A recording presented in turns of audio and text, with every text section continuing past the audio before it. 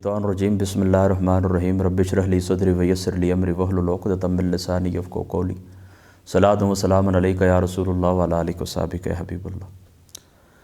आज की हमारी जो नशिस्त है, इस नशिस्त के अंदर इंशाअल्लाह ताला हमारा जो दर्स हदीस है, इसके अंदर हम हदीस नंबर 91, 91, 92 और 93 इनका हम मुताला करेंगे। हदीस नंबर 91 हज़रत अबू हुरैरा रज़ियल्लाहु ताला अन्हु, आप इस हदीस पाक के रावी हैं, फरमाते हैं कि खरज अलैना रसूलुल्लाह सल्लल्लाहु ताला अलैहि वसल्लम, हुज़ूर नबी पाक सल्लल्लाहु ताला अलैहि वसल्लम निकले अपने दौलत कदा से, अपने काशाना मुबारक से निकले, बाहर आए। व नहनु नतनाज़अ फ़िल क़द्र, तो हम क्या कर रहे थे? सहाबा पाक फरमाते हैं कि हम कदर के मुतल्लिक़ यानी तकदीर के मुतल्लिक़ गुफ्तगू कर रहे थे। फ़ग़दिबा, हुज़ूर अलैहिस्सलातु वस्सलाम जलाल में आ गए। हत्ता अहमर्रा वजहुहु, यहाँ तक कि आका अलैहिस्सलातु वस्सलाम का चेहरा मुबारक सुर्ख़ हो गया। हत्ता का अन्नमा फ़क़िअ फ़ी वजनतैहि हब्बुर रुम्मान, इस तरह जिस तरह आका अलैहिस्सलातु वस्सलाम के चेहरे अक़दस के ऊपर अनार नचोड़ दिया गया, इस तरह आका अलैहिस्सलातु वस्सलाम का, ये अनार का जो असर होता है ना, ठंडा होता है, ठीक है, इसलिए अनार रुमान से आपको तशबीह दी गई है। आपके जलाल मुबारक को, आपके वो चेहरे मुबारक की सुर्खी थी ना, तो उसको किससे तशबीह दी गई है? रुमान से, अनार से, क्योंकि अनार की जो आगे फिर होती है ना, मामलात होते हैं, जो उसका अंदर असर होता है वो ठंडा होता है। फ़क़ाला अबेहाज़ा उमिरतुम अम बिहाज़ा उरसिल, तो क्या मैंने तुम्हें इस चीज़ का हुक्म दिया या मेरी जो बासत हुई है इस चीज़ के साथ हुई है? अल्लाह ताला ने मुझे इसके लिए भेजा है। इन्नमा हलका मन कान क़ब्लकुम हीन तनाज़अू फ़ी हाज़ल अम्र, फरमा तुमसे पहले लोग इसीलिए हलाक हुए हैं कि वो इस किस्म की गुफ्तगू करते थे, यानी तकदीर के अंदर गुफ्तगू करते थे।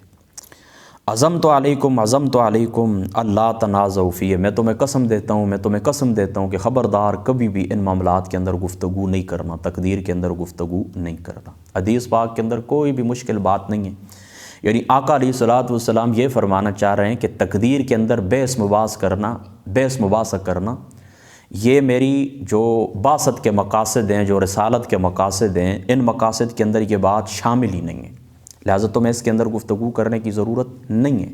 मुझे अल्लाह ताला ने भेजा है तबलीग के लिए, और तुम्हारा काम बनता है जो कुछ मैं कहूँ उसके ऊपर अमल करो, जो कुछ मैं फरमा दूँ उसके ऊपर तुम अमल करो, तुम इत्तिबा करो, मैं हुक्म करूँगा तुम इत्तिबा करो।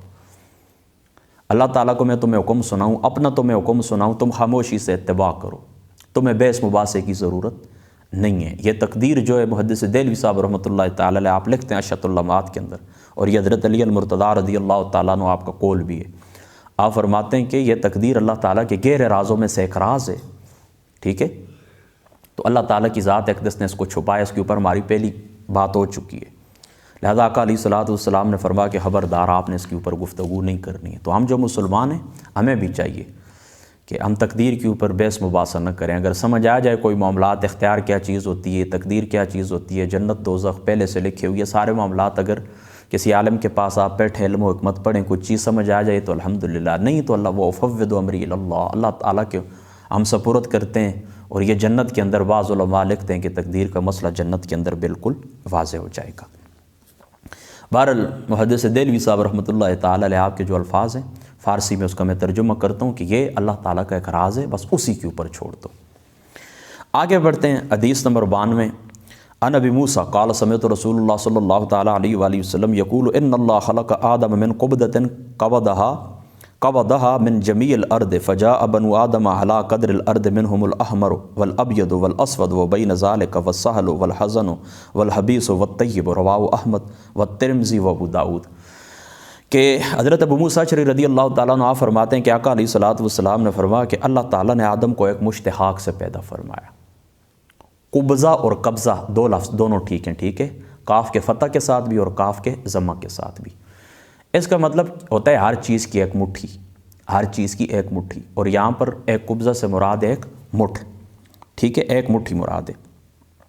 यह जिस वक्त अल्लाह ताला ने भेजा था ना फ़रिश्ते को कि आप ज़मीन से जाकर मिट्टी लेकर आएँ, तो ज़मीन के मुख्तलिफ़ हिस्सों से उसने मिट्टी ली है फ़रिश्ते ने, यानी मशरिक़ से, मगरिब से, शमाल से, जुनूब से, दरमियान से, आगे पीछे, दाएँ बाएँ से मुख्तलिफ़ हिस्सों से मिट्टी ली है, एक कुब्ज़ा या कब्ज़ा।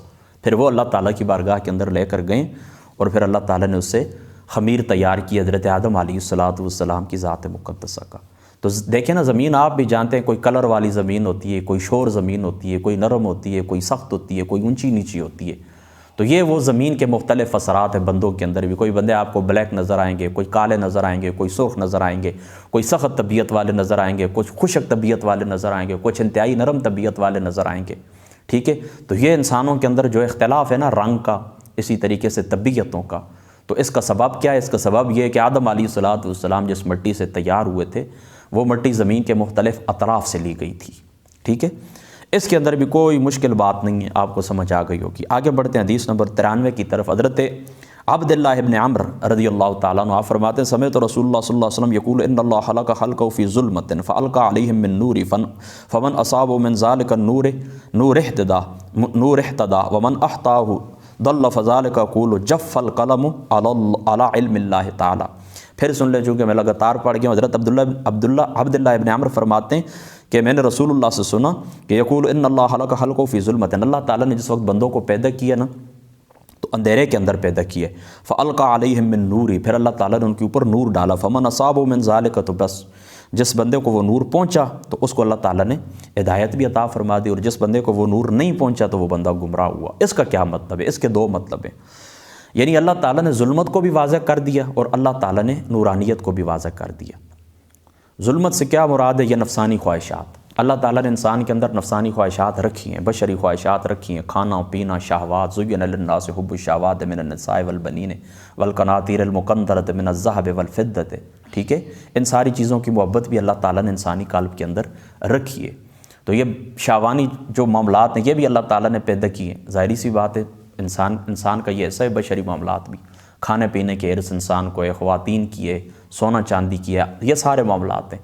تو یہ جو بشری ظلمت ہے، ان کو بھی اللہ تعالیٰ نے واضح کیا۔ فَأَلْقَمَهَا فُجُورَهَا وَتَقْوَىٰ، یہ جو بشری جو قدرتیں ہیں، ان کو بھی اللہ تعالیٰ نے پیدا فرمایا، اور اسی کے ساتھ ساتھ اللہ تعالیٰ نے نور بھی پیدا فرمایا، یعنی عقل بھی عطا فرمائی، انبیاء کو بھی بھیجا، کتابیں بھی نازل فرمائیں۔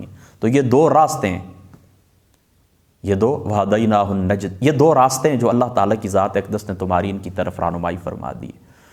تو اندھیرے سے یہاں پر کیا مراد ہے؟ اندھیرے سے مراد یہ نفسانی خواہشات ہیں، اور نور یعنی اللہ تعالیٰ نے سے مراد کتابیں ہیں، انبیاء ہیں، اور عقل ہے، اور یہ سارے معاملات ہیں جن سے بندہ فیض حاصل کرتا ہے۔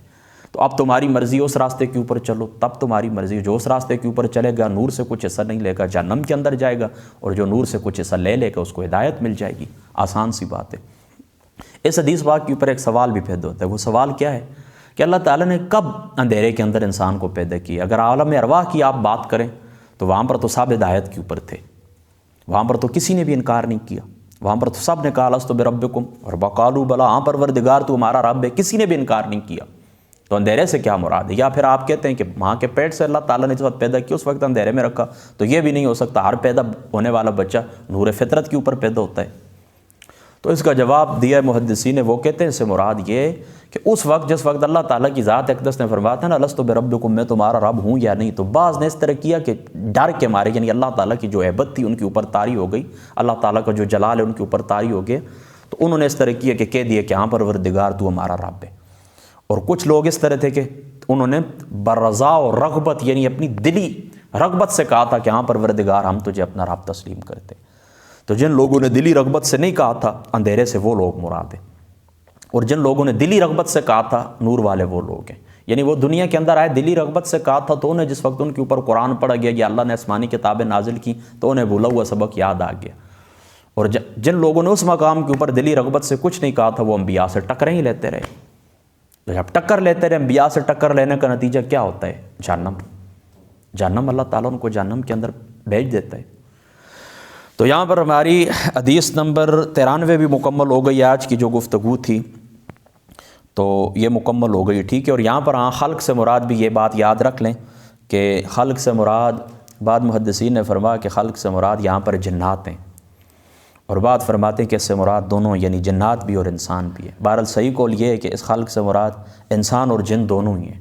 ظاہری سی بات ہے کہ لم یطمثہن انس قبلہم ولا جان، کہ اللہ تعالیٰ فرماتے ہیں یہ جو جنت کی نعمتیں ہیں پہلے کسی جن اور انس نے ہاتھ نہیں لگایا، تو اس کا مطلب یہ نا کہ جنوں کو بھی اللہ تعالیٰ آخرت کے اندر جنت عطا فرمائیں گے۔ تو جن بھی تو ایمان لانے والے ہیں نا اللہ تعالیٰ کی ذات اقدس کے اوپر، یہ سورہ جن کا انشاءاللہ تعالی جس وقت ہم ترجمہ کریں گے دورہ قرآن کے اندر، دورہ تفسیر کے اندر، تو انشاءاللہ تعالی وہاں پر ساری جنوں کے متعلق جتنی بھی گفتگو ہے وہ ساری میں آپ کو سناؤں گا، جو دائیں بائیں ضروری ہے نا آپ کے لیے انشاءاللہ تعالی آپ کو سناؤں گا۔ بس اللہ تعالیٰ کی ذات اقدس عمل کی توفیق عطا فرمائے۔ واخر دعوانا الحمد۔